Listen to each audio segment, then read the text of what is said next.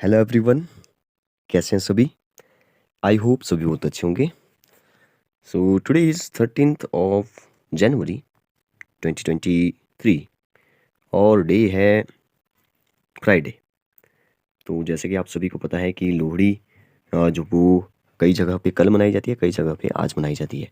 तो लोहड़ी की आप सभी को सबसे पहले तो हार्दिक शुभकामनाएं। तो today we are going to discuss about model test paper for class 10th science and technology. तो इससे पहले हम लोग जो वो वैसे भी 10th क्लास के लिए मैथ्स का जो सैम्पल पेपर है उसको डिस्कस कर चुके हैं।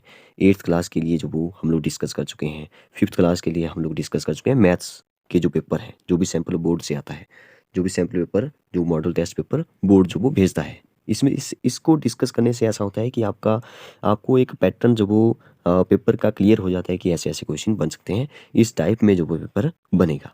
तो वही हम डिस्कस करने वाले हैं। हम लोग जो वो एमसीक्यूज को जो वो डिटेल में जो वो डिस्कस करने वाले हैं। तो चलिए फिर ज़्यादा देरी ना करते हुए स्टार्ट करते हैं फर्स्ट क्वेश्चन से। और यहाँ पे अच्छा, फर्स्ट क्वेश्चन से पहले आपको थोड़ा सा पैटर्न के बारे में पता हो तो यहाँ पे जैसे कि लिखा है हिंदी में कि 1 से 20 तक के जो प्रश्न है वो जो वो अनिवार्य और बहुविकल्पीय, बहुविकल्पीय मतलब मल्टीपल चॉइस। आपको जो वो क्वेश्चन के 4 ऑप्शन मिलने वाले हैं, ठीक है। और 21 से 28 तक के जो प्रश्न है वो 2 नंबर वाले होंगे। 29 से 31 वाले 3 नंबर के होंगे। और क्वेश्चन प्रश्न नंबर 32 जो वो 5 अंक का होगा।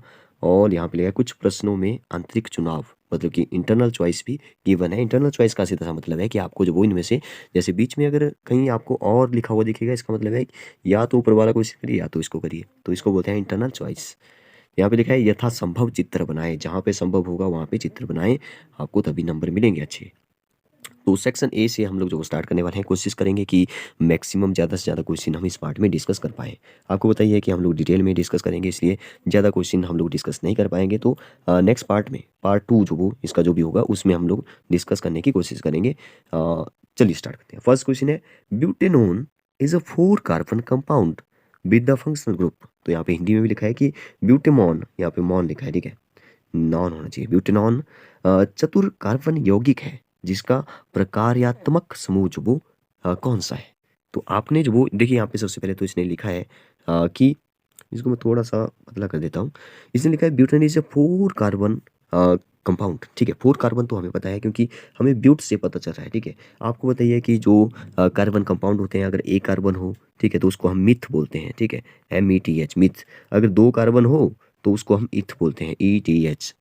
अगर 3 कार्बन हो जाए, 3 कार्बन, तो उसको हम प्रोप, PROP प्रोप, ठीक है। अगर हमारे पास 4 कार्बन हो जाएं तो इसको बोलेंगे ब्यूट। तो ऐसे चलता जाएगा। 5 कार्बन को हम लोग बोलेंगे पेंट, ठीक है, 5 कार्बन हो तो पेंट बोलेंगे, ठीक है। 6 कार्बन हो तो उसको हेक्स बोलेंगे, हेक्सेन जैसे आपने पढ़ा होगा। सेप्टेन, ठीक है, ऑक्टेन, ठीक है, नॉनेन, एनो नोनेन पढ़ दो उसको। या लास्ट होगा, लास्ट तो नहीं, ऐसे चलता जाएगा, ठीक है, डेका जिसको बोलते हैं, डेका मतलब कि 10, ठीक है। तो ऐसे जो वो ये चलता रहेगा, ऐसे सीरीज जो वो ऐसे आगे तक चलती जाएगी कार्बन की कंपाउंड की। इसमें जो वो आपको थोड़ी सी बात पहले मैं आपको पहले ही बता देता हूँ। और जैसे इसके आगे जो वो अगर लगा होगा, जैसे ब्यूट तो ठीक है, लेकिन इसके बाद जो वो यहाँ पे एन लगा है, AN, तो ब्यूट एन बन गया, ठीक है, ब्यूटेन। जब भी एन होगा तो समझ जाओ कि सिंगल बॉन्ड है कार्बन कार्बन के बीच में, ठीक है। देखिए 4 कार्बन है, 1 2 3 4। वो कहाँ से पता चला? ब्यूट से पता चला। एन से हमें पता चला कि एक एक बॉन्ड, एक एक जो वो सिंगल बॉन्ड है, मतलब एक ही बॉन्ड है बीच में। अच्छा, डबल बॉन्ड होगा तो उसको क्या बोलेंगे? तो ईन बोलेंगे, ENE। तो यहाँ पे ENE तो है नहीं, इसका मतलब सिंगल बॉन्ड ही होगा 4 कार्बन के बीच में। पहले स्ट्रक्चर को समझिए तभी क्वेश्चन समझ आएगा, ठीक है। अगर 3 कार्बन कार्बन के बीच में जो वो 3 बॉन्ड हो जाए तो उसको आइन बोलते हैं। जैसे अगर मैं बोलूँ ब्यूटाइन, तो ब्यूट TYNE, ब्यूटाइन का मतलब है 4 कार्बन तो है, इनके बीच में जो वो 3 बॉन्ड बने हुए हैं, 3 बॉन्ड, ठीक है। तो कुछ इस तरह से आप पहले याद रखिए। अब आते हैं अपने क्वेश्चन पर। इसने लिखा है ब्यूटेनॉन, ठीक है, ब्यूटेनॉन लिखा है। अब यहाँ पे देखिए, ब्यूट का मतलब है 4 कार्बन, तो मैंने बना दिया 4 कार्बन। देखिए 4 कार्बन जो वो 1 2 3 4 कार्बन मैंने बना दिए। एन से हमें पता चला कि सिंगल बॉन्ड है बीच में, तो मैंने सिंगल सिंगल बॉन्ड जो वो सबके बीच में चिपका दिया, ठीक है। अब देखिए ब्यूटेन तो बन गया, ठीक है, लेकिन इसने बोला है ब्यूटेनोन है, ठीक है। क्या है? ब्यूटेनोन है। अब आपको थोड़ा सा फंक्शनल ग्रुप के बारे में पता होना चाहिए। देखिए फंक्शनल ग्रुप में जो वो सबसे पहले जो होता है वो होता है, जैसे ब्यूटेनोन में जो वो यहाँ पे है प्रीफिक्स जिसको बोलते हैं, आपने इंग्लिश में भी ये जो पढ़ा हुआ प्रीफिक्स। और जो लास्ट वाला होता है उसको बोलते हैं सफिक्स, ठीक है, SUFFIX, ठीक है, स्पेलिंग देख लीजिए, सफिक्स होता है। तो यहाँ पे जो ओन लगा हुआ है, ONE, ये जो वो हमारे पास सफिक्स है, ठीक है। ये जो वो देखिए, ये जो वो जो वर्ड है हमारा, ठीक है, ये हमें क्या बताएगा, मतलब ये बताएगा हमें कि ब्यूटेन, ब्यूट हमें ये बताएगा कि कितने कार्बन की चेन है। तो ये इसने बता दिया कि 4 कार्बन की चेन है, ठीक है। जो हमारा सफिक्स है, ठीक है, अब वो समझना पड़ेगा कि सफिक्स जो वो क्या होता है, ठीक है। अब देखिए यहाँ पे फंक्शनल ग्रुप जो वो हमने बता दिया, प्रीफिक्स सफिक्स, ठीक है, प्रीफिक्स जो वो ब्यूट और ओन वो आगे लगा हुआ है, तो वही जो वो सफिक्स है। अब आपको जो वो यहाँ पे थोड़ा सा इनके बारे में पता होना चाहिए, जैसे कि ऑप्शन में जो वो दिया गया है, जैसे कि कार्बोक्सिलिक एसिड का जो सिंबल है वो जो क्या होता है, कीटोन का क्या होता है, सिंबल नहीं, स्ट्रक्चर, सॉरी, ठीक है। तो सबसे पहले बात करते हैं कार्बोक्सिलिक एसिड का, फिर अपने क्वेश्चन पर फिर से आते हैं। ये जो वो रिप्रेजेंट करता है, जैसे कार्बोक्सिलिक एसिड में जो वो क्या होता है कि कार्बन के साथ जो वो ओ लगा होता है डबल बॉन्ड के साथ, ठीक है, और यहाँ पे जो वो OH लगा होता है एक साइड में, तो इसको बोलते हैं ओइक, ओइक एसिड, क्या होते हैं, ओइक एसिड। तो यहाँ तो ओइक है, ठीक है, कार्बोक्सिलिक में जो वो ओइक एसिड जो वो आ रहा है, सफिक्स जो वो ओइक एसिड बोलते हैं इसको, ठीक है। यहाँ पे कार्बन जो वो 4 बॉन्ड बनाएगा, तो 2 इसने ऊपर बना दिए, एक यहाँ पे बनाया, एक यहाँ पे बनाया, नीचे नहीं होगा, ठीक है। तो ये हो गया कार्बोक्सिलिक, यहाँ पे आया ओइक एसिड। अब दूसरा बात करते हैं एल्डिहाइड की, ठीक है। अब एल्डिहाइड का जो वो देखते हैं, ये जो वो कैसे रिप्रेजेंट करते हैं इसको, तो इसमें भी बिल्कुल वैसे ही जो वो ओ लगा होगा डबल बॉन्ड के साथ, एक जो वो यहाँ पे हाइड्रोजन लगा होगा और एक इस साइड हाइड्रोजन लगा होगा, ठीक है। तो इसको बोलते हैं ओल, क्या बोलते हैं, AL, सॉरी, एल्डिहाइड, AL, ठीक है, AL। तो ये जो वो AL वाला जो वो यहाँ पे यूज़ होगा। नेक्स्ट है कीटोन। कीटोन का अगर हम देखेंगे तो कीटोन में जो वो क्या होता है कि एक कार्बन के साथ जो वो डबल बॉन्ड O होगा और ऐसे जो वो इसका रिप्रेजेंट इसको करते हैं, इसको बोलते हैं ओन, कीटोन, ओन, ठीक है। तो यहाँ पे ओन जो वो ग्रुप है, अब आप यहाँ पे देख रहे होंगे हमारा जो भी नाम था ब्यूटेनोन, तो इसमें ओन है, इसमें ओन है, इसका मतलब है इसका आंसर तो कीटोन हो गया, ठीक है, इसका आंसर जो वो कीटोन हो गया। अब चलिए आंसर तो हमें मिल गया कीटोन। अब चलिए लास्ट भी देख ही लेते हैं एल्कोहल का। एल्कोहल में क्या होता है, एल्कोहल को जो हम लोग रिप्रेजेंट करते हैं OH से, ठीक है, ओल, OL, ओल। तो अगर हम बात करें अपने इस स्ट्रक्चर की, ब्यूटेनोन की, तो चलिए आंसर तो हो गया कीटोन। तो ब्यूटेनोन में जो वो क्या होगा, इसका अगर मैं स्ट्रक्चर बनाऊं, तो कार्बन के साथ जो वो क्या लगा होगा, डबल बॉन्ड O लगा होगा, और कितने कार्बन होंगे, सिंगल बॉन्ड के साथ जो वो 4 कार्बन होंगे। तो एक कार्बन या 2 जो वो अब बनाना पड़ेंगे, 2 इस साइड बना लिए मैंने, ठीक है। अब एक स्ट्रक्चर तो ये बन गया जब 2 बॉन्ड जो वो मैंने यहाँ पे लेफ्ट साइड की तरफ से वो बना दिए। क्या मैं इसको ऐसे भी कर सकता हूँ, जैसे कि इस कार्बन के साथ जो वो डबल बॉन्ड O, तो ठीक है। अब इस साइड जो वो एक कार्बन है और इस साइड जो वो 2 कार्बन बना दिए, तो ये भी इसका स्ट्रक्चर हुआ, ठीक है, ये भी इसका स्ट्रक्चर हुआ। अब आपको बताइए कि कार्बन जो वो कितने बॉन्ड बनाता है, 4 बनाता है, तो इसके साथ जो वो 4 जो मतलब कि 3 जो वो यहाँ पे हाइड्रोजन आ जाएंगे, ठीक है। यहाँ पे जो वो 1 2 3 यहाँ पे बन चुके हैं, एक हाइड्रोजन नीचे चिपका दीजिए, ठीक है, 2 यहाँ पे 3 यहाँ पे, तो हाइड्रोजन चिपका दीजिए, ये जो वो इसका स्ट्रक्चर हो गया, ठीक है। तो ब्यूटेनोन को जो वो 4 carbon compound with the functional group कौन सा, कीटोन, ठीक है। I hope you understand it well. तो सेकंड क्वेश्चन पर आते हैं, which of the following is not a part of female reproductive system in human beings. काफ़ी अच्छा क्वेश्चन है। इसने पूछा कि फीमेल का जो रिप्रोडक्टिव सिस्टम है उसमें, मतलब कि इन ऑप्शन में जो वो कौन सा उसका पार्ट है नहीं, ठीक है। तो फीमेल रिप्रोडक्टिव जो सिस्टम है उसका एक स्ट्रक्चर जो वो मैं आपको बता देता हूँ। तो यहाँ पे जो आप देखिए, सबसे पहले आपको स्ट्रक्चर जो वो अच्छे से बनाना भी आना चाहिए, और इसके अंदर क्या क्या जो वो उसके जो ऑर्गन है वो जो वो आपको पता होने चाहिए। देखिए सबसे पहले तो आपको यहाँ पे रेड में जो वो यहाँ पे कलर में थोड़ा सा दिख रहा है, इसको बोलते हैं ओवरी, ठीक है। जैसे ह्यूमन रिप्रोडक्टिव सिस्टम में जो वो क्या होते हैं, टेस्टिस होते हैं, पेयर होता है। जब मैं पेयर की बात करूँगा इसका मतलब है कि वो 2 होंगे, ठीक है। तो ये जो वो ओवल शेप में होते हैं, जो टेस्टिस होते हैं वो भी ओवल शेप में, और यहाँ पे भी। तो ओवरी यहाँ पे 2 होते हैं, मतलब कि पेयर ऑफ ओवरीज होते हैं। ये जो वो फीमेल रिप्रोडक्टिव सिस्टम है, जो भी यहाँ पे पार्ट दिखाई दे रही है आपको, वो जो वो फीमेल रिप्रोडक्टिव सिस्टम में आएंगे, ठीक है। तो ये हो गया ओवरी। और दूसरा जो वो एक पेयर ऑफ ओविडक्ट्स होता है, ठीक है, पेयर ऑफ ओविडक्ट, तो उसको भी आप याद रखिए, ये भी फीमेल रिप्रोडक्टिव सिस्टम का ही पार्ट है। और एक होता है यूट्रस, जो कि आपको यहाँ पे दिख रहा होगा, यूट्रस, ठीक है, मैं लिख लेता हूँ UTERUS, ठीक है, यूट्रस। एक होता है सर्विक्स, जो आप यहाँ पे देख रहे हैं सर्विक्स, और एक जो वो वजाइना। जो मेन पार्ट है वो मैंने आपको बता दिए, फेलोपियन ट्यूब जो वो आप यहाँ पे देख सकते हैं, इसमें कौन कौन से पार्ट है, ठीक है। तो इसमें हमारे ऑप्शन में जो वो देखिए क्या था, हमारे ऑप्शन में देखते हैं, हमारे ऑप्शन में देखिए ओवरी तो है, ठीक है। ये बार बार जो ऐड कहाँ से आ रही है। हाँ, देखिए यहाँ पे सबसे पहले तो ओवरी है।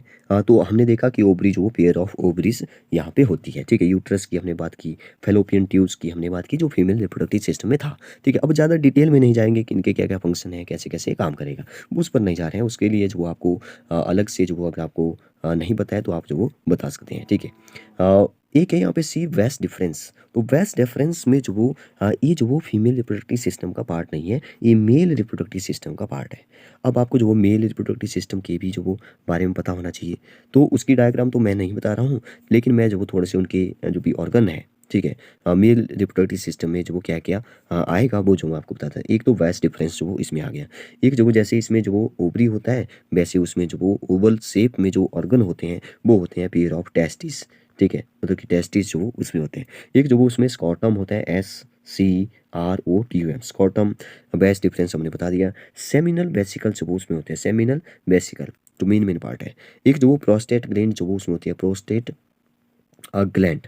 एक जो वो लास्ट में पेनिस। तो ये जो वो मेन पार्ट जो है वो जो वो मेल रिप्रोडक्टिव सिस्टम के है। तो बेस्ट डिफरेंस जो वो मेल रिप्रोडक्टिव सिस्टम का पार्ट है, ना कि फीमेल का, ठीक है। तो ये आपको पता होना चाहिए था पहले से ही।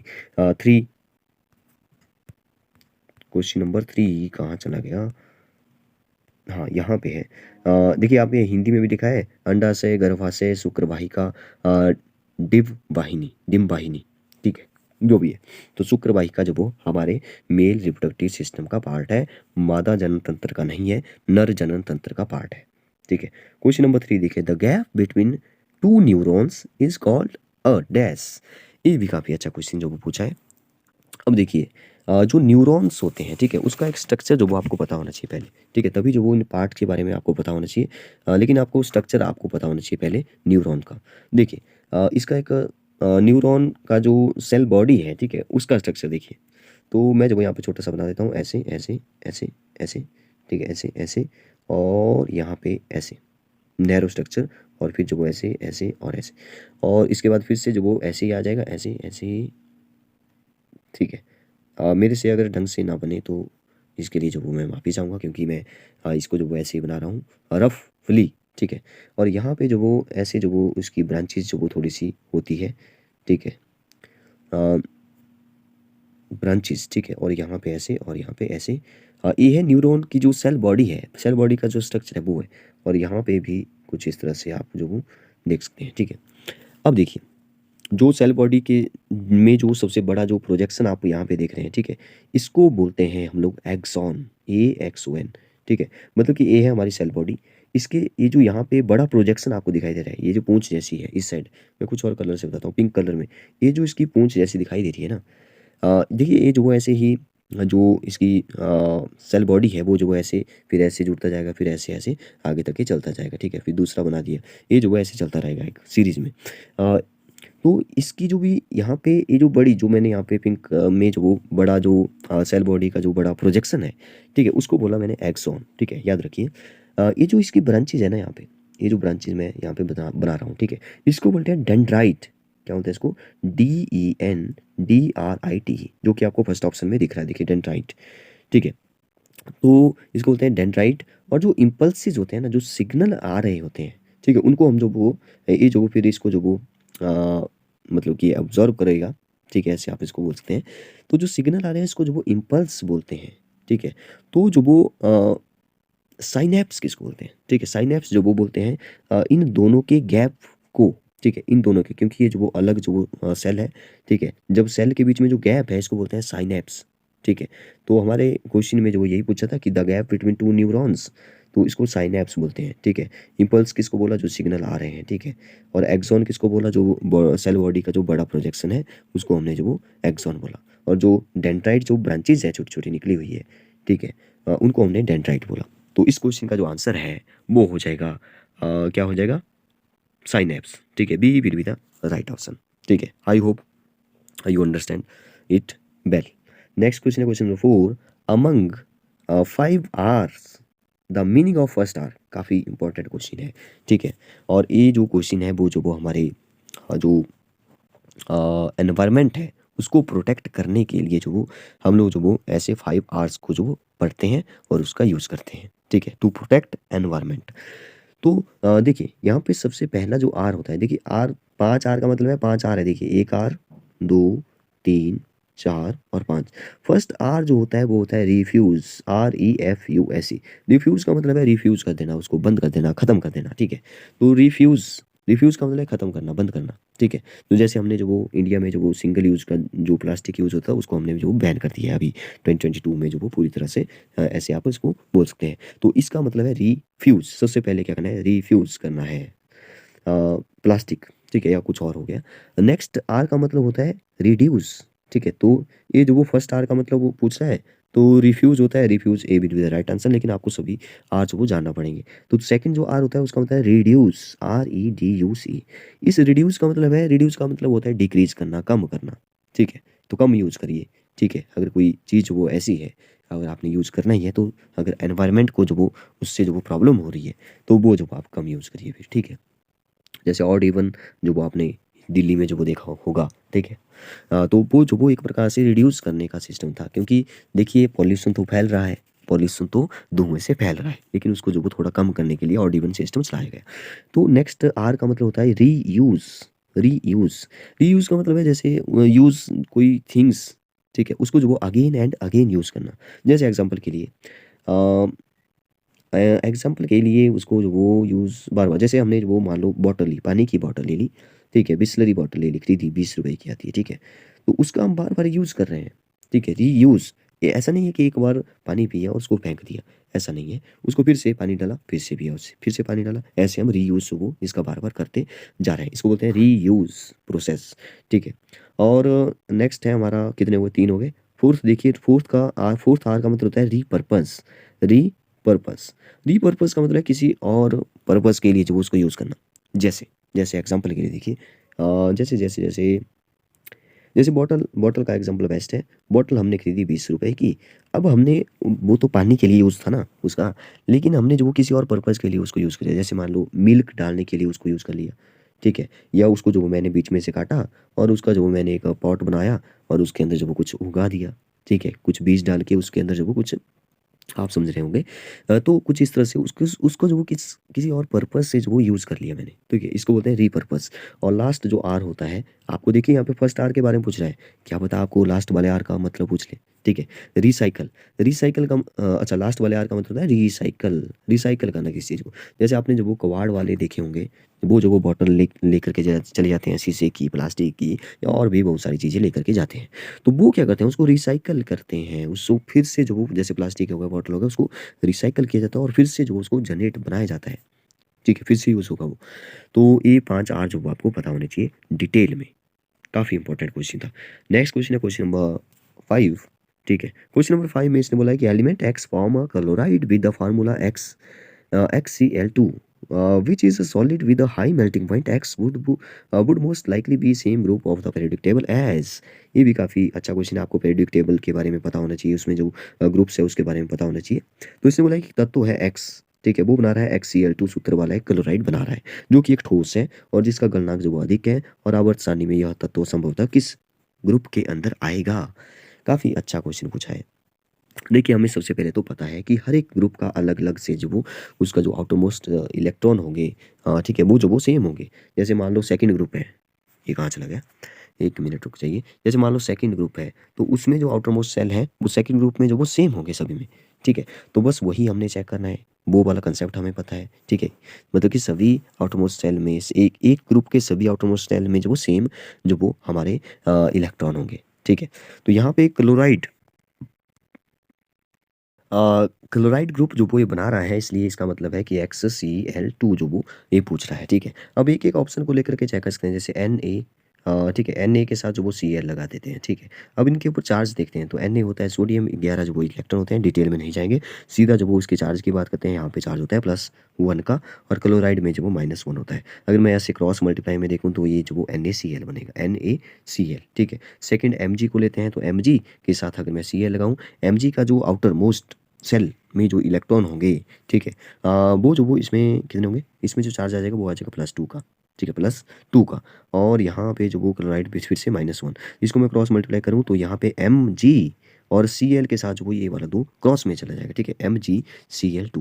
तो ये हमारा बन गया Cl2, यही तो हमें चाहिए था XCl2, तो MgCl2 बना रहा है। इसका मतलब है Mg मैग्नीशियम जो वो हमारा बिल्कुल सही आंसर हो जाएगा। आप जो वो यहाँ पे Al को सिलिकॉन को जो वो चेक करके कर सकते हैं, ठीक है। आपको जो वो पीरियोडिक टेबल के बारे में पूरा डिटेल में पता होना चाहिए। यहाँ पे हम लोग जो ज़्यादा डिटेल में नहीं जा रहे हैं क्योंकि बहुत सारे क्वेश्चन जो वो हमें डिस्कस करने को हैं।